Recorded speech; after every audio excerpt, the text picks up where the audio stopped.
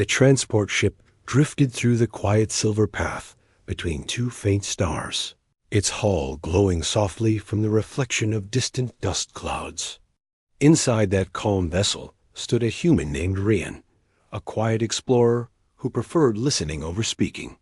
He had joined the diplomatic mission only to observe, but fate carried him much further than he planned. He had been assigned to the visiting party because he was calm under pressure, and those who worked with him believed he had a talent for bringing tense meetings into a relaxed rhythm. No one expected that simple skill to change the course of relations between two worlds. The ship neared the royal station of the Leora Dominion, a place known for its towering crystal towers that rose like spears of light. These towers shimmered, even from orbit, casting strands of soft glow across the metal surface of the station. Rian leaned closer to the viewport as the ship locked into position. He had seen many impressive structures during his travels, yet the Leora station felt alive, as if carved from frozen sunlight. When the doors opened, a team of Leora guardians greeted the humans. Their armor shimmered like polished stone, and each movement looked crafted and precise. Rian followed the diplomats in silence, absorbing every detail. They walked along a wide corridor filled with drifting glimmers of light that pulsed like gentle fireflies. Every visitor felt the need to whisper in such a place. The group finally entered the audience hall. The floor was smooth like liquid glass. Tall beams lined the chamber, each humming with a faint tone as though singing. At the far end stood Princess Alira, daughter of the Leora Queen. Her posture held a regal steadiness, yet her eyes contained an unexpected curiosity. She was young for her kind, known not only for her intelligence, but also for her strict dedication to protocol. She rarely smiled, and few ever saw her ease her formal composure. The diplomats approached and offered greetings. Rian stayed a few steps behind, observing quietly. Princess Alira studied the group, offering formal responses with practiced calm. Her voice echoed softly around the hall. All seemed measured and perfectly controlled, as if she shaped her every word with careful intention. When the formal greeting ended, one of the human leaders stepped forward and presented a small token of goodwill. Alira accepted it with a nod. Yet something unexpected happened as the group stepped back. She noticed Rian, the lone observer who had not spoken. Her gaze paused on him for only a moment, yet that moment created a slight tremor in the room's rhythm. There was no reason for attention to settle on him, yet it did. Perhaps she sensed a calm aura in him, or maybe she simply wondered why he remained so quiet. Rian offered a polite nod. She looked away quickly, as if catching herself.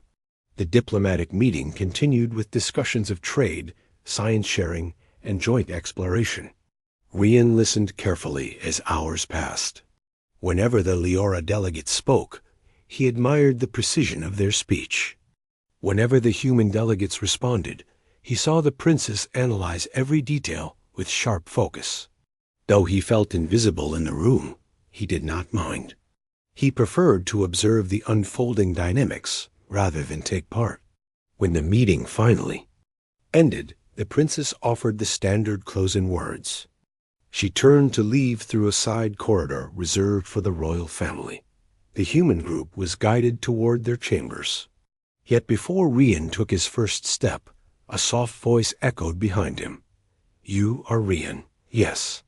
He turned and found Princess Alira standing a few paces away, her posture straight but her expression curious. He nodded slowly. "Yes, Princess." "You did not speak during the meeting," she said. "Most delegates attempt to be heard." "I was only here to observe," he replied. She tilted her head. Silence can be a form of strength. He could not tell whether she meant it as a compliment or a simple observation, yet her tone carried a soft sincerity. Before he could respond, she gestured toward the side corridor. "Walk with me," she said. "There is something I wish to ask." Rian followed her through the quiet hallway where the glowing strands of light reflected on polished walls. She stopped near a small balcony overlooking the dark horizon of space. The stars shimmered like scattered crystals. Alira stood still, her expression unreadable. "You humans use informal words with ease," she said. "Words of endearment. Words that show warmth. I have observed this." Rian nodded gently. "We do. They help lighten moments." She turned slightly. "Our speech is formal, direct, precise. Sometimes it feels heavy. My mother says I must always speak with dignity." "I understand," he replied. Alira continued, "I wondered what it feels like to speak lightly, to use a word that carries warmth instead of duty." He gave a warm smile. "It feels natural for us." She looked at him with an almost childlike curiosity. "Say one." He blinked. "Say what?" "A warm word," she said. "One spoken casually between friends or trusted ones." He hesitated. The request felt oddly intimate for someone who had only met him minutes ago. But she did not seem aware that her request carried such a weight. She simply sought understanding. He took a quiet breath. "All right," she waited. He shrugged lightly. "Hey, sweetie." He had meant it playfully, nothing serious. Yet the moment the words left his mouth, something unexpected happened. Alira froze. Her pale cheeks shifted into a faint rose tone. Her eyes widened slightly, her posture stiffening. For someone known across her world for strict composure, the change was unbelievable. She attempted to speak, failed for a moment, then managed in a small voice, "Yes, darling." Both of them stared at each other in stunned silence. Then laughter broke the tension, soft at first, then warm and genuine. It echoed through the balcony like a gentle wave. The princess looked almost transformed. She covered her mouth as she laughed, unable to stop herself. Rian laughed too, though he did not fully understand why the moment struck them both so hard. She finally regained her composure. "That was quite different from what I expected." "I did not expect that reaction," he admitted. She looked away with a mixture of embarrassment and amusement. "Our people do not speak like that. Such words carry deep meaning, yet you say them with lightness. It confused me. I meant it only as a demonstration." "I know," she said. Still, it caught me off guard. From that moment, something shifted between them. The princess found herself drawn to Rian's calm presence and gentle tone. He found himself intrigued by her mix of strength and innocence. Though the cultural difference was wide, curiosity bridged it. The next day, she requested that the humans tour the crystal gardens of the station. Though she invited the entire delegation, she kept glancing at Rian whenever she explained the function of the glowing plants. When a floating luminescent creature drifted past them, she stepped slightly closer to him. Later, she invited him to see the resonance chambers. These chambers produced the harmonic songs of the station. As she spoke, her usually measured tone softened. Rian noticed she relaxed more when he listened quietly without judgment. She asked him many questions about human customs, social habits, humor, and everyday speech. He answered patiently. In return, she explained her people's traditions, their devotion to clarity, and their belief that words shaped intention. One evening, as the sun from a distant star cast a soft gold ray through the station's glass dome, they walked slowly along the long corridor that overlooked the galaxy. Alira seemed thoughtful. She paused near the railing. "You humans speak freely of feelings," she said. "I wonder if you ever worry about saying too much." "We do," Rian replied. "But we also think that sincerity matters." She looked at her reflection in the glass. "I was raised to be composed at all times, to guard my emotions.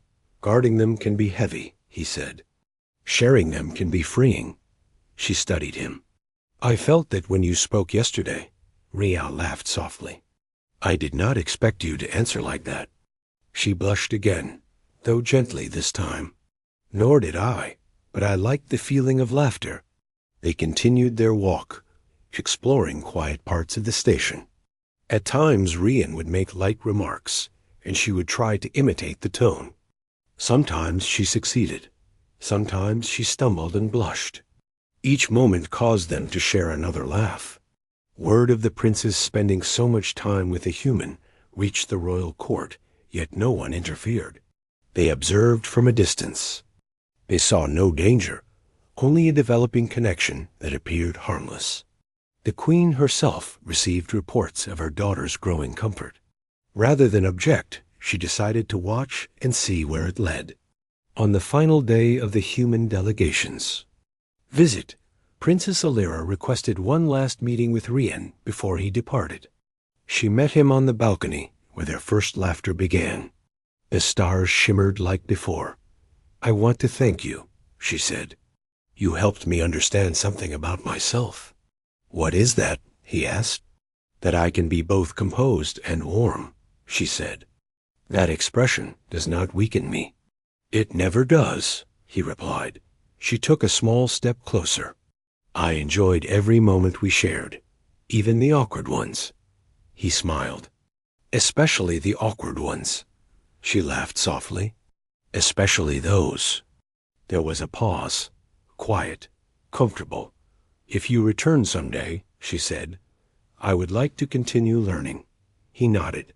"I would like that too." She watched him for a long moment. Her eyes carried gratitude and amusement. Then she whispered in a playfully serious tone, "Sweetie." He blinked in surprise. "Yes, princess." She grinned just slightly. "See, I am learning,